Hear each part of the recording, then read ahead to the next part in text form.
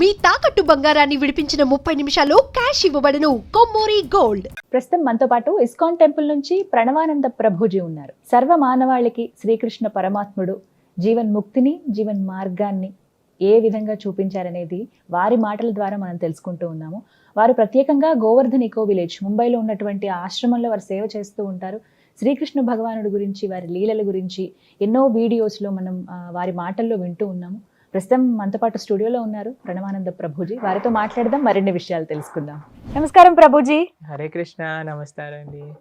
ఎలా ఉన్నారు? బాగున్నా, మీరు ఎలా ఉన్నారు? చాలా చాలా బాగున్నాను. చాలా సంతోషం. మంచి రీచ్ ఉన్నాయి వీడియోస్. అన్నిటికన్నా కూడా వాళ్ళకు ఉపయోగపడుతున్నాయి. మా కోసమే చెప్పారా ప్రభుజీ అన్నట్టుగా చాలా మంది ఫీల్ అవుతున్నారు. వాళ్ళ సమస్యలు కూడా క్వశ్చన్స్ అంటే కామెంట్స్ రూపంలో అడుగుతూ ఉన్నారు చాలా మంది. బట్ అందులో ఒక భాగం నేను కూడా అయినందుకు సంతోషమే. ఇంకా చాలా విషయాలు ఉన్నాయి తెలుసుకోవాల్సినవి.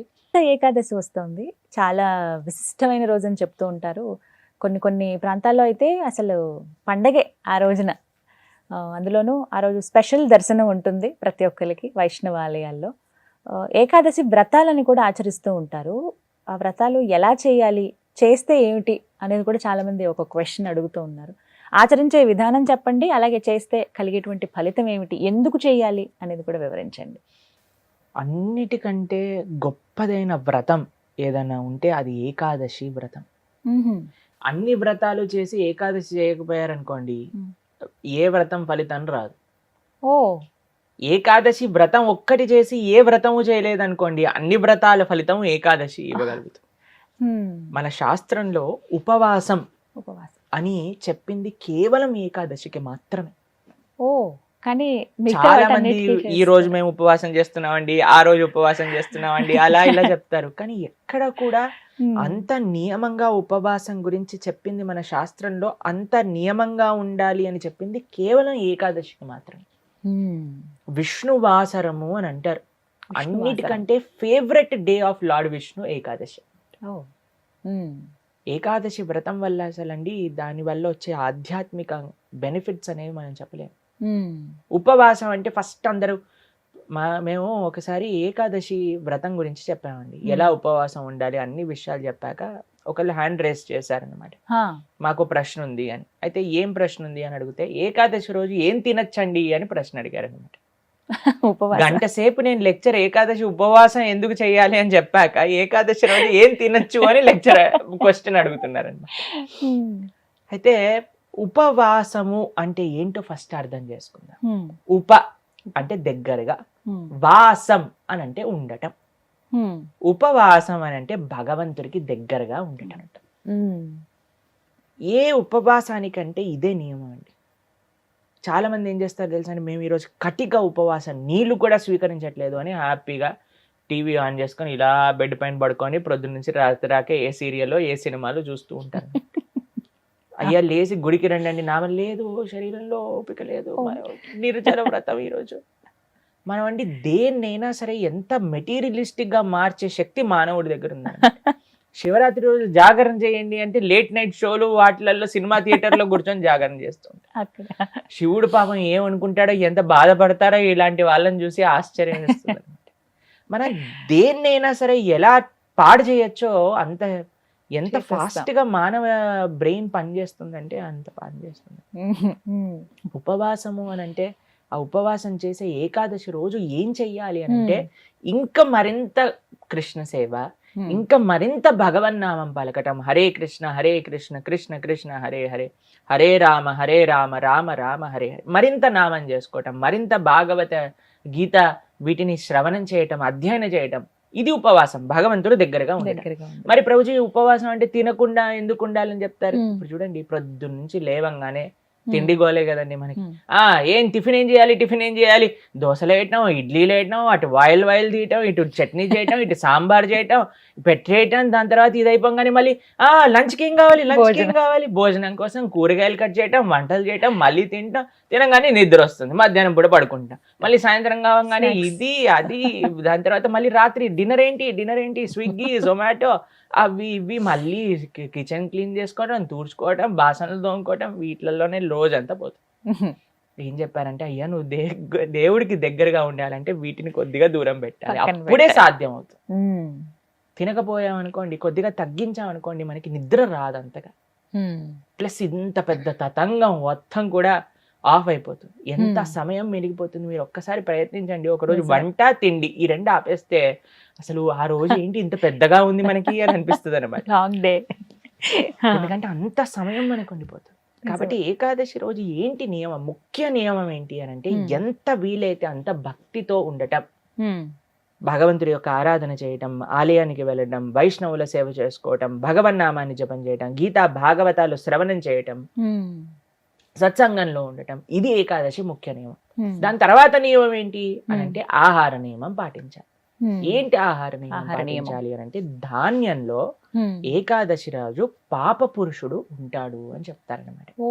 ధాన్యం అని అంటే రైస్, దాల్, పప్పులు, తర్వాత గోధుమలు, తర్వాత వరి, వీటన్నిటిలో అనమాట. కాబట్టి ఆ రోజు మనం వీటి నుంచి దూరంగా ఉండి మరి ఏం స్వీకరించవచ్చు, పాలు, పండ్లు. తర్వాత మీకు అవి కూడా కాదండి, మరి మాకు ఇంకా శరీరం సహకరించట్లేదు, కొంతమంది ఉంటారు కదండి, బీపీ ఉంటుంది, షుగర్ ఉంటుంది, అటువంటి వాళ్ళు ఏం చేస్తారు అని అంటే మీకు సగ్గు బియ్యం అని దొరుకుతాయి, లేదా కొర్రలు అని దొరుకుతాయి అనమాట. వాటిని ఇవన్నీ కొన్ని ఏకాదశి రోజు స్వీకరించవచ్చు అని ఎలవ్ చేసినాం అనమాట. కాబట్టి ఇప్పుడు సరే రోజు సాబుదానా సగ్గుబియ్యం ఎలవ్ చేశారంటే సగ్గుబియ్యం పాయసం, సగ్గుబియ్యం వడలు, సగ్గుబియ్యం ఉప్మా, అన్ని ఒక 10-15 రకాలు చేసుకొని తినమని చెప్పట్లేదండి మేము. ఎవరికైతే వీలుంటుందో ఒక్క రకం చేసుకోండి, వాటిని ఆహారాన్ని స్వీకరించి శరీరం బాగుండేటట్టుగా చూసుకొని భగవంతుడి యొక్క సేవలు పెట్టుకో. కాబట్టి ఏకాదశి ప్రధాన నియమం ఏంటి అని అంటే భగవంతుడి దగ్గరగా ఉండట. అని కొంతమంది కటిక ఉపవాసం అని ఉంటారండి, నీళ్లు మాత్రమే స్వీకరిస్తారు ఆ రోజు. నీళ్లు కూడా స్వీకరించరు, దాన్ని కటిక ఉపవాసం అంటారు, నిర్జల వ్రతము అని అంటారు అనమాట. చెయ్యండి ప్రభుజీ, మేము నిర్జల చేస్తూ బ్రహ్మాండంగా ప్రొద్దు నుంచి రాత్రి దాకా జపం చేసుకునే శక్తి మా దగ్గర ఉంది అని అంటే పర్ఫెక్ట్.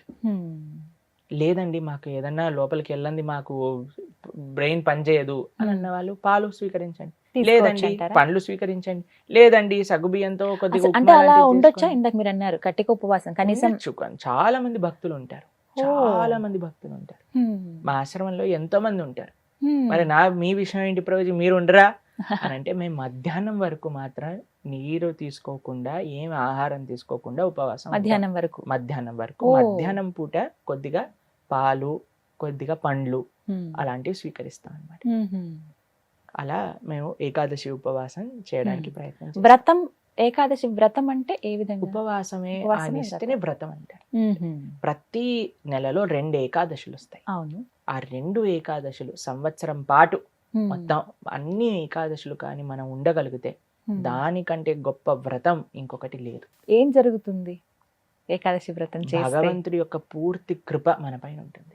ఏకాదశి భక్తి జనని అని అంటారు. మన మనసులో భగవంతుడి పట్ల ప్రేమ కలుగుతుంది, దానికంటే గొప్ప వరం ఇంకేం కావాలండి. నిజమే కదా. కాబట్టి ఏకాదశి వ్రతం తప్పకుండా చేయాలి. అందరూ కూడా ఆ ఏకాదశి వ్రత మహాత్యాన్ని తెలుసుకోండి, చక్కగా ఏకాదశి వ్రతాన్ని ఆచరించడానికి ప్రయత్నం చేయండి. చాలా అద్భుతమైన రోజు, మీరు సంకల్పం తీసుకొని ముందుకెళ్ళడానికి. చాలా మంది మమ్మల్ని అడుగుతుంటారు, రోజు మా ఇంట్లో ఎవరో వెళ్ళిపోయారు, లేదా మాకు మైల్ ఉంది, అశౌచం ఉంది, మీరు ఎలా ఉన్నా ఏం జరుగుతున్నా ఏకాదశి మాత్రం పాటించవచ్చు, దాంట్లో ఏం ప్రాబ్లం. ఆ రోజు ఖచ్చితంగా ఇవి వింటే బాగుంటుంది, ఇవి పఠిస్తే బాగుంటుంది. భాగవతం వినాలి, భాగవతం చదువుకోవాలి, భగవన్నామం జపం చేయాలి, కీర్తన చేసుకోవాలి, ఆలయానికి వెళ్ళాలి, కృష్ణుడికి తులసితో అర్చన చేయాలి. ఇవన్నీ ఏకాదశికి చాలా మంచి. ఆ రోజున ప్రత్యేకించి ఉత్తర ద్వార దర్శనం ఉంటుంది. అవును, వైకుంఠ ద్వార దర్శనము అని అంటారు. అన్ని ఆలయాలలో మనకి కలుగుతుంది. చక్కగా దర్శనం చేసుకొని వైకుంఠ ఏకాదశి కాదండి, అన్ని ఏకాదశులకి ఇవే నియమాలు. భగవద్ ఆరాధన, భగవన్నామ జపం, భాగవత స్మరణ, ఇవే అన్ని ఏకాదశి. కాబట్టి తప్పకుండా ప్రతి ఒక్కళ్ళు చేయాల్సిన వ్రతం ఏకాదశి వ్రతం. ఎవరైనా ఆచరించవచ్చు, ఏ వయసు వాళ్ళైనా కూడా చేయవచ్చు, చేయదగింది అని అంటే కనుక. ఎస్, చేయగలమన్న ఓపిక ఉండాలి, ఆ ఆసక్తి, ఆ నిష్ట ఉంటే ఖచ్చితంగా ఎవరైనా పాటించవచ్చు అంటారు. అయితే ఎప్పుడు ఏదన్నా ఒక టాపిక్ మీద మాట్లాడతాం, వివిధ సబ్జెక్ట్స్ మీద మనం మాట్లాడతాం. బట్ ఇవాళ మీ గురించి నేను అడగదలుచుకున్నాను. ఎప్పుడూ తెల్లటి వస్త్రాల్లో కనిపించే ప్రణవానంద ప్రభుజీ ఇలా కాషాయంలో కనిపించడానికి కారణం, మీ ఆధ్యాత్మిక ప్రయాణం ఎలా ఉంది, ఇంతకు ముందు వరకు ఎలా ఉంది, కాషాయ వస్త్రధారణ తర్వాత ఎలా ఉండబోతోంది? హరే కృష్ణ. అయితే మనం ఇంతకు ముందు కూడా ఒకసారి మాట్లాడుకున్నాం అనమాట. చిన్నప్పటి నుంచి మాకు ఈ యొక్క జన్మ భగవంతుడి యొక్క సేవకి అంకితం చేయాలి అని ఒక స్ట్రాంగ్ డిజైర్ ఉండేది. ఎంత చిన్నప్పటి నుంచి అని అంటే మేబీ 2nd, 3rd క్లాస్లో చదువుకునే అప్పటి నుంచి. అయితే మేము కొద్దిగా పెద్దగా అయ్యాక మా అమ్మ నాన్నకి చెప్పామన్నమాట, అమ్మ మేము ఇంకా వెళ్ళిపోతాము ఆశ్రమానికి, మా గురువుగారి దగ్గర నుంచి సన్యాసం తీసుకుంటాం అంటే వాళ్ళు అన్నారు, లేదు లేదు 10th క్లాస్ చదివే దాని తర్వాత వెళ్దు అని చెప్పారండి.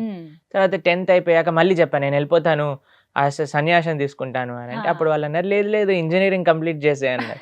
తర్వాత ఇంజనీరింగ్ కంప్లీట్ చేశాక తర్వాత నేను వచ్చి చెప్పాను అనమాట, ఇంజనీరింగ్ కంప్లీట్ చేసేసాను, తర్వాత జాబ్ చేస్తున్నాను, మరి మీరు పర్మిషన్ ఇస్తే నేను వెళ్తాను, లేదు మీరు నన్ను జాబ్ చేసి డబ్బులు సంపాదించు అని చెప్తే చేస్తాను, ఏదైనా ఒకటి చేస్తాను మీ ఇష్టం అని అంటే వాళ్ళు అన్నారు, పాపం చిన్నప్పటి నుంచి నా డిటర్మినేషన్ అనుకోండి లేదా భగవత్ అనుగ్రహం వాళ్ళ యొక్క బ్లెస్సింగ్స్ అన్నీ కలిసి మాకు చెప్పారు, సరే నాన్న నువ్వు ఎక్కడ ఆనందంగా ఉంటే అక్కడ నువ్వు ఉండు, ఎందుకంటే ధర్మం కోసం సేవ చేయటం కూడా ఒక గొప్ప సంకల్పమే కాబట్టి నీకు భగవంతుడు అలాంటి ఒక ఇచ్చ మనసులో కలిగించాడు కాబట్టి మా ఇద్దరి ఆశీర్వాదం నీ పైన ఉంది అని చెప్పి మమ్మల్ని ఆశ్రమానికి పంపించారనమాట. మీరు ఇంతకు ముందు చూస్తున్న ప్రణవానంద దాస్ అన్నారు కదా, మేము అప్పుడు ఆశ్రమంలో ఒక ట్రైనింగ్ పీరియడ్లో ఉన్నాం అనమాట. అంటే ఈ ఆశ్రమ వ్యవస్థ ఎలా ఉంటుంది, బ్రహ్మచర్యాన్ని పాటించటం కానీ, దాని తర్వాత మన ఆశ్రమంలో ఉండే లైఫ్ స్టైల్ గురించి మీకు ఇంతకు ముందు మాట్లాడుకున్నాం కదండి. ప్రొద్దున పూట 3:30కి లేవటం, సేవ, సాధన, గోసేవ, తర్వాత గురు ఆచార్య సేవ, ఇవన్నీ కూడా. అయితే మేము సుమారుగా 23 years ఉన్నప్పుడు ఆశ్రమంలో జాయిన్ అయ్యామన్నమాట.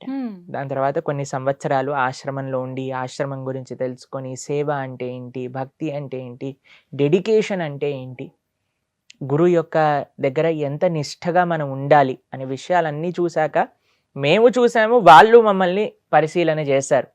వీళ్ళు ఎలా ఉంటారా ఆశ్రమంలో, ముందుకెళ్ళగలుగుతారా, సన్యాసం వైపు అడుగులు వేస్తారా, లేదు మళ్ళీ వెనకాలకి వెళ్ళిపోయి గృహస్థగా మారుతారా, ఆప్షన్స్ అన్నీ ఓపెన్గా ఉండేవి మా దగ్గర. మా చాలా మంది ఏమంటారు తెలుసా అండి, ఇస్కాన్లో వాళ్ళందరూ పిల్లలందరినీ కూడా సన్యాసులుగా మార్చేస్తారు అని అంటారు.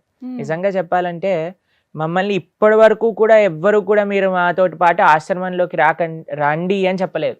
ఎవరు చెప్పలేదు. మేము ప్రాధేయపడే వాళ్ళం అనమాట, మమ్మల్ని ఆశ్రమంలో తీసుకోండి అని అంటే లేదు లేదు లేదు నువ్వు చదువుకోవాలి, నువ్వు జాబ్ చేయాలి అని చెప్తూ ఉండేవారు అనమాట. ఇది జస్ట్ ఒక అపోహ జనాలలో ఉండేది. కానీ కొన్ని సంవత్సరాలు మేము అక్కడ ఉన్నాక మా శిక్షా గురువులు, మా దీక్షా గురువులు అందరూ కూడా వాళ్ళ యొక్క అనుగ్రహాన్ని మా పైన చూపించి మేము తప్పకుండా మీ సన్యాసం వైపు మీ యొక్క అడుగులు అని అంటే, మనకి మా సాంప్రదాయంలో ఫస్ట్ కొన్ని సంవత్సరాలు బ్రహ్మచర్య ఆశ్రమంలో మనం ఉంటాం అనమాట. దాని తర్వాత ఈ కాషాయ వస్త్రాలను అనుగ్రహిస్తారు. ఇది ఇంకొక మెట్టు ముందుకెళ్తున్నాం మనం సన్యాసం దగ్గరికి. ఎన్ని సంవత్సరాలు అలా శిక్షణ? ఇప్పుడు 10 సంవత్సరాలు సుమారుగా అనుకోండి. మనం శిక్షణ వేశాక ఈ యొక్క కాషాయ వస్త్రాలు అనుగ్రహించాక ఇంకొక 20 సంవత్సరాల తర్వాత సన్యాసాశ్రమాన్ని అనుగ్రహిస్తారనమాట. అలా ఈ ట్రైనింగ్ ఇంటెన్స్, ఎందుకంటే ఒక రెస్పాన్సిబిలిటీ అనమాట. మీరు అడిగారు కాషాయ వస్త్రాల తర్వాత మీ జీవితం ఎలా ఉండబోతుంది అంటే, ఇంకా నిష్ఠ, ఇంకా రెస్పాన్సిబుల్, ఇంకా కేర్ఫుల్ గా ముందుకెళ్ళాలి. అంటే ప్రభుజీ ఇప్పటి వరకు ఎలా ఉంది చెప్పండి ఒక 2 మాటల్లో. యాక్చువల్గా ఏం పెద్దగా మారలేదు నిజంగా చెప్పాలి అని అంటే. ఏమి మారింది అని అంటే అందరు అన్నారు, ప్రభుజీ ఇంతకు ముందు మీతో ఫ్రీగా మాట్లాడే వాళ్ళం, కానీ ఇప్పుడు మీరు కాషాయ వస్త్రాల్లో ఉంటే మేము కొద్దిగా రెస్పెక్ట్ఫుల్ గా చాలా దూరంగా ఉండాల్సి వస్తుంది అని అంటే నేను అన్నాను, కంగారేం లేదు, ఈ కాషాయ రంగుకుండే మహత్యం అటువంటిది అనమాట. ఇది symbol of sacrifice, symbol of selflessness. మా కోసం అంటూ కాదు జీవించటం, ధర్మం కోసం, దేశం కోసం, సమాజం కోసం, దైవం కోసం నువ్వు జీవించాలి అని మేము మా బట్టలు చూడంగానే మాకు ప్రతిరోజు ప్రొద్దున పూట ఇదే విషయం గుర్తొస్తుంది. ఈరోజు నీ గురించి నువ్వు ఆలోచించుకోకు, భగవంతుడి గురించి ఆలోచించు, సమాజానికి నువ్వు ఏ విధంగా సేవ చేయాలి అని ఆలోచించు అని మాకు గుర్తు చేసే రంగు సాఫ్రాన్ అన్నమాట. కాబట్టి ఈ కాషాయ వస్త్రాలు మా శిక్షా గురువులు, మా దీక్షా గురువులు మాట్లాడి మీకు ఎప్పుడు అనుగ్రహించాలి అని ఆలోచిస్తూ ఉన్నారు. అప్పుడు మేము పూరి యాత్రకి వెళ్ళాం కదండి, పురుషోత్తమ క్షేత్రం జగన్నాథపురిలో గోపాష్టమి అనే రోజున. గోపాష్టమి రోజున ఏం జరిగింది అని అంటే కృష్ణుడు దూడల్ని తీసుకెళ్తూ ఉండేవారనమాట ప్రతిరోజు అరణ్యానికి. ఈ గోపాష్టమి రోజు దూడల్ని కాకుండా ఆవులని కూడా ఆయన రెస్పాన్సిబిలిటీ తీసుకున్నారు. ఆవుల రెస్పాన్సిబిలిటీ కూడా గోపాష్టమి రోజు తీసుకున్నారు అనమాట ఆయన. అయితే మేము ఆ రోజు ఎందుకు సెలెక్ట్ చేసాము అని అంటే ఇది ఒక రెస్పాన్సిబిలిటీ నా పైన అని, నాకు జీవితాంతం గుర్తుండాలి అని గోపాష్టమి కార్తీక మాసం పురుషోత్తమ క్షేత్ర జగన్నాథ్పురిలో మా ఆచార్యులు పరమ పూజ్య రాధానాథ్ స్వామి మహారాజు, అలానే మా శిక్షా గురువులు, మా తల్లిదండ్రులు కూడా అక్కడికి వచ్చారనమాట. అయితే వచ్చినప్పుడు మా ఆచార్యుల దగ్గరికి ఈ కాషాయ వస్త్రాలు తీసుకెళ్ళినప్పుడు ఈ ముందే భగవంతుడికి ఆరాధన చేసి పూజలు చేసి భగవంతుడికి స్వామికి సమర్పణ చేసి ఆ ప్రసాదంగా అందజేసినప్పుడు మా గురువు గారు ఏమన్నారు తెలుసా, ఫస్ట్ ప్రశ్న, మీ తల్లిదండ్రుల ఆశీర్వాదం ఉందా నీకు కాషాయ వస్త్రాలకి అని అడిగారు అనమాట. అయితే అవునండి ఉంది అని అంటే ఆ వస్త్రాలు తీసి ఫస్ట్ మా అమ్మగారికి నాన్నగారికి ఇచ్చారు, మీరు వీటిని ముట్టుకొని ఆశీర్వదించండి మీ పిల్లవాడికి అని. తర్వాత వాళ్ళిద్దరు ముట్టుకున్నారు. దాని తర్వాత మా గురువు గారు అన్నారు, ఫస్ట్ మీ తల్లిదండ్రులకి నమస్కారం చేయాలి అని చెప్పారు. అయితే ఫస్ట్ అమ్మ నాన్నకి నమస్కారం చేసి దాని తర్వాత మా గురువు గారికి నమస్కారం చేసి ఎంతో ప్రేమగా, మీరు ఫోటో చూసారు కదా, అయితే మా ఆచార్యులు అనుగ్రహించి మమ్మల్ని కౌగలించుకొని వాళ్ళ యొక్క పూర్తి కృప మా పైన అయితే చాలా చాలా బాగుంది. అలా కాషాయ వస్త్ర సమర్పణ జరిగింది. ఆ రోజు మేము ఒకటే ప్రార్థన చేశాం, ఈ రోజు నుంచి మరింత మా సమయాన్ని, మా మనస్సుని, మా శక్తిని భగవత్ సేవలో వినియోగించే ఒక శక్తి మాకు కలిగించు స్వామి అని మా ఆచార్యుల దగ్గర, స్వామి దగ్గర జగన్నాథపురిలో శ్రీ జగన్నాథుడు కూడా అదే ప్రార్థన చేశాం అన్నమాట. కాబట్టి ఇక్కడ మీద నుంచి మా జీవితం ఎలా ఉండబోతుంది అని అంటే మేము ఎంత సేవ చేశామో దానికి రెట్టింపు సేవ చేయడానికి ప్రయత్నించాలి. ఇప్పుడు చేయాల్సి. ఇంకా ఏమైనా నియమాలు ఉంటాయండి, అంటే మార్పులు ఏమైనా జరిగాయా ఆహారం విషయంలో కావచ్చు, మీ దినచర్యలో గానీ? దినచర్యలో ముందు ఎలా అయితే మేము ప్రొద్దున పూట 3:30కి లేసి సాధన చేసుకోవటం అలానే ఉండేవి. ఆహార నియమాలు కూడా అన్నీ కూడా సేమ్ ఎలా అయితే ముందున్నామో. ఇప్పుడు ముందు ఇన్ని ఏళ్ళు మేము చేసిన సాధన ఇప్పుడు మేము వాటిని ఆచరించడాని కోసమే మేము చేసిన సాధన అన్నమాట. కాబట్టి దాంట్లో పెద్దగా సీరియస్ మార్పులు అనేవి పెద్దగా ఏం లేవు. కానీ ఇంకొకటి ఏంటి అని అంటే మేము మాతాజీస్తో డీలింగ్స్ కానీ లేదా ఏది చేసినప్పుడు కూడా we have to be conscious అనమాట. ఎలా మాట్లాడుతున్నాం, ఎవరితో మాట్లాడుతున్నాం, ఎంత ఎంటర్టైన్ చేస్తున్నాం ఏంటి అని we have to be more conscious now. అయితే చాలామంది డివోటీస్ అన్నారు, ప్రభుజీ మీకు ఇంత చిన్న వయసులో మీరు చక్కగా కాషాయ వస్త్ర ధారణ చేస్తూ మీరు భగవత్ సేవలో ఉన్నారు అని అంటే దానికి అందరి అనుగ్రహం, అందరి బ్లెస్సింగ్స్ కూడా కావాలి. కాబట్టి ఇక మీదట ఇంకా ఇంకా ఇంకా భగవత్ సేవ, ఇంకా ఇంకా జనాలందరి యొక్క సేవ చేసుకుంటూ అందరినీ కూడా భగవంతుడి దగ్గరికి తీసుకెళ్లే విధంగా మా యొక్క ఆచరణ ఉండాలి. అదే మా ప్రార్థన. నేను కోరుకుంటున్నాను. చాలా సంతోషం అసలు ఈ రకంగా నేను మీతో మాట్లాడగలుగుతున్నాను చాలా విషయాలు.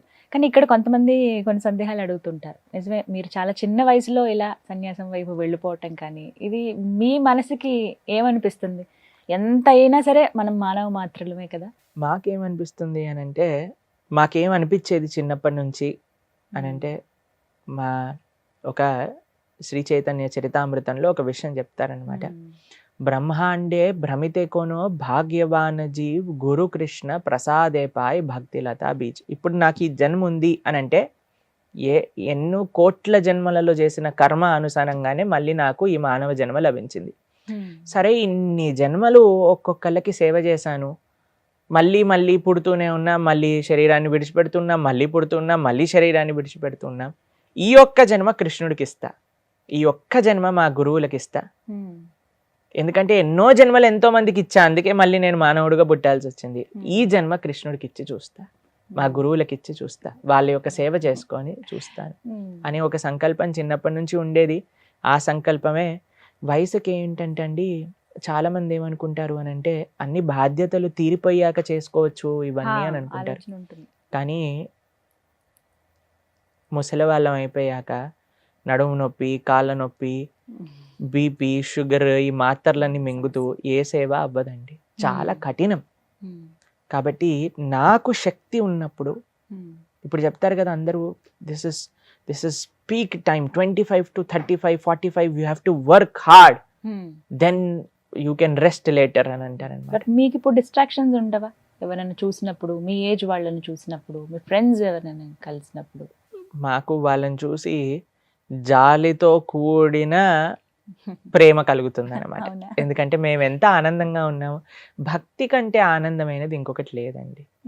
కాబట్టి నాకు శరీరంలో నా శక్తి ఉన్నంత వరకు అది భగవంతుడికి ఇవ్వాలి.